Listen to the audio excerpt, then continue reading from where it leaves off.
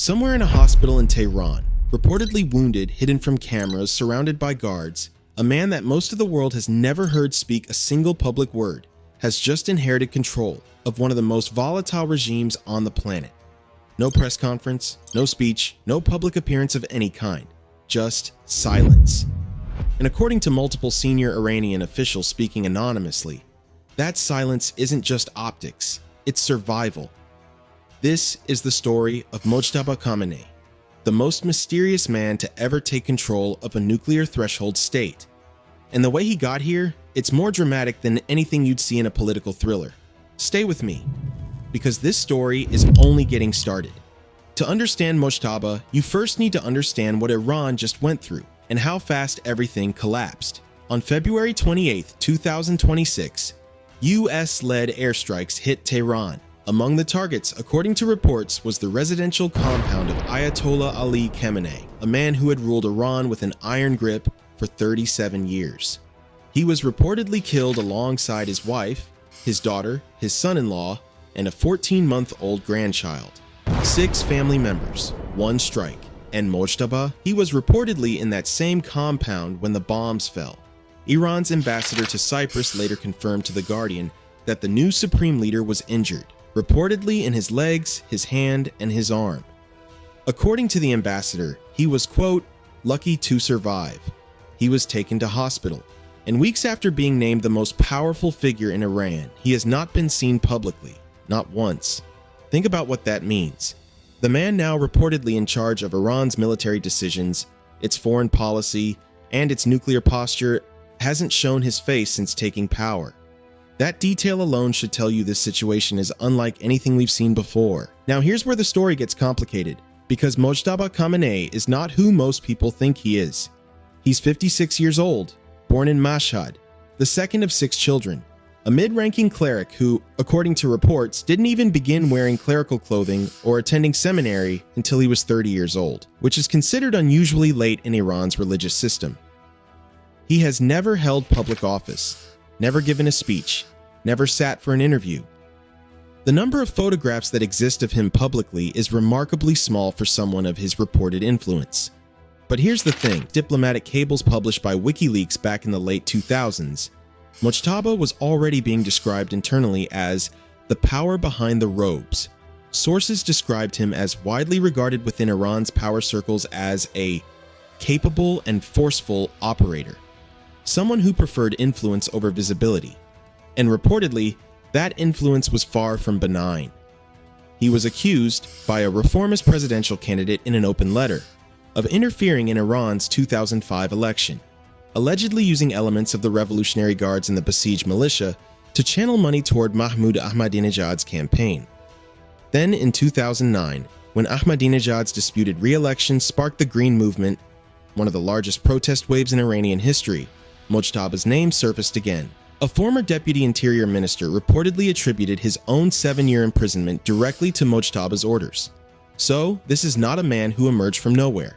According to sources close to Iran's power structure, he has been shaping events from the shadows for decades. The question now is, what happens when the man behind the curtain is forced to step in front of it? Here's where things get genuinely dramatic, because according to multiple senior Iranian officials, Mojtaba Khamenei almost didn't become supreme leader at all. When Ayatollah Khamenei was killed, the 88-member assembly of experts, the clerical body constitutionally responsible for selecting a supreme leader, began convening in secret, and what reportedly followed inside those sessions was nothing short of Iran's own political Game of Thrones. On one side, the Revolutionary Guards generals, organized, powerful, and determined. They wanted Mojtaba. He meant continuity, ideological defiance, and preservation of the existing power structure. On the other, the moderate faction. They pushed 2 alternatives: Hassan Rouhani, the former president who negotiated the 2015 nuclear deal, and Hassan Khamenei, grandson of the Islamic Republic's own founder. They also reportedly backed a third compromise figure, a scholar with religious credentials but no military connections, someone the moderates believed they could work with. The moderates had a logical argument. Iran was at war. Its economy was in freefall. According to Iran's ambassador to Cyprus, roughly half of Tehran's 14 million residents had reportedly fled the city due to the bombardment. The death toll, he claimed, had reached approximately 1,400 by early March. This was, by any measure, a moment that seemed to call for a unifying figure. Not a hardline replica of the man who had just been killed. But logic, it turns out, doesn't always win in wartime. What happened next is the part that sources say has never been fully reported until now. According to accounts from senior Iranian officials, clerics, and Revolutionary Guards members, an initial virtual vote on March 3rd gave Mojtaba the required 2/3 majority. The guards had the numbers. State media was reportedly placed on standby to announce the new supreme leader at dawn. Then Ali Khamenei, the head of Iran's National Security Council, effectively Iran's acting ruler during the transition, reportedly blocked the announcement. His stated reason: both Trump and Israel had publicly threatened to assassinate whoever became the next supreme leader. Announcing the name, he argued, was as good as signing a death warrant. 3 days later, on March 6th, Israel reportedly dropped bunker-busting bombs on the supreme leader's compound in downtown Tehran anyway, reducing it to rubble. But that delay had quietly handed the moderate camp a window, and according to sources, they used it. 2 of the late Ayatollah's closest aides, reportedly his top military advisor and his chief of staff, testified before the assembly's leadership board. Their claim was explosive. According to their testimony, Ali Khamenei had explicitly stated before his death that he did not want his son to succeed him. They reportedly presented a written will making the same point. The reasoning, according to sources, was theological. Hereditary succession would mirror the monarchy the 1979 revolution had fought to destroy. For a moment, according to insiders, the assembly was genuinely shaken. The guards moved fast. One assembly member publicly denounced the moderate effort as a coup attempt. And according to reports, Hossein Taib, the former head of Guards Intelligence, a man reportedly linked to overseas assassination operations, personally called all 88 assembly members and told each one that voting for Mojtaba was a moral and religious obligation. The final vote was held on March 8th. Each cleric reportedly wrote a name on paper, sealed it in wax, and sent it via courier. The result? 59 out of 88 votes for Mojtaba Khamenei. Not unanimous, but decisive enough. Just before midnight, state media announced Iran had a new supreme leader. حضرت آیت الله العظما سید مجتبی خامنه‌ای رهبر عزیز ما ولی فقیه ما الله اکبر. Now zoom out, because the consequences of this decision extend far beyond Iran's borders. Donald Trump publicly called Mojtaba's election an unacceptable choice and stated he is not going to last long. Israel's defense minister reportedly declared that the new supreme leader is an unequivocal target for elimination. According to Western intelligence sources cited in multiple reports, Mojtaba is being deliberately kept out of public view. No speeches, no appearances, no photographs. Specifically because Israel and the US have both demonstrated the capability and the willingness to eliminate senior Iranian leadership. Meanwhile, a significant internal fracture has reportedly opened up.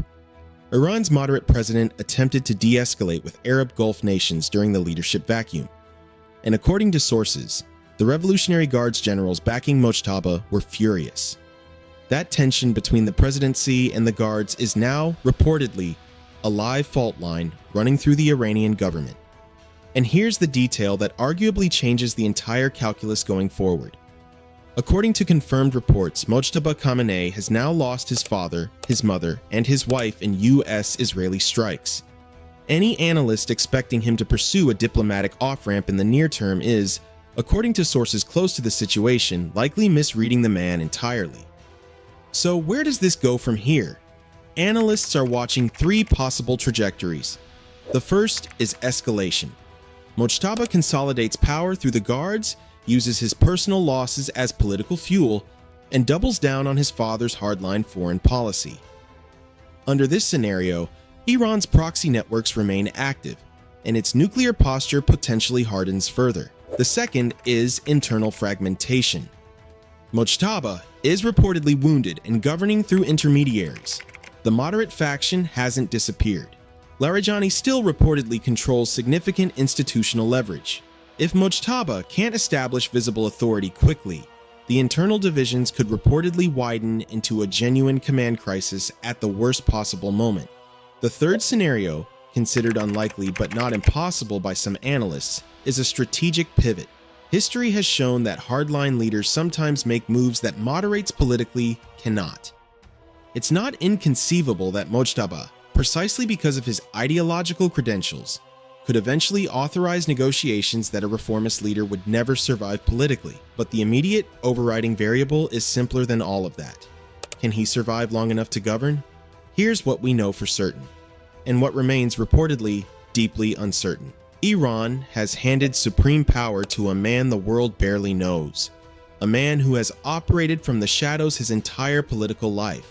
The Islamic Republic has survived 47 years of revolution, war, crippling sanctions, and mass protest. But it has never faced a succession crisis quite like this one, and both Washington and Tel Aviv openly declaring their intention to finish what the February airstrikes started. Mojtaba Khamenei is either the man who stabilizes one of the world's most volatile regimes at its most dangerous moment, or the figure whose rise accelerates its collapse. According to sources, even those inside Iran's own power structure aren't sure which one it will be. The world is watching a door that has never been opened before, and whatever is behind it will reshape the Middle East for a generation. Subscribe so you don't miss what happens next.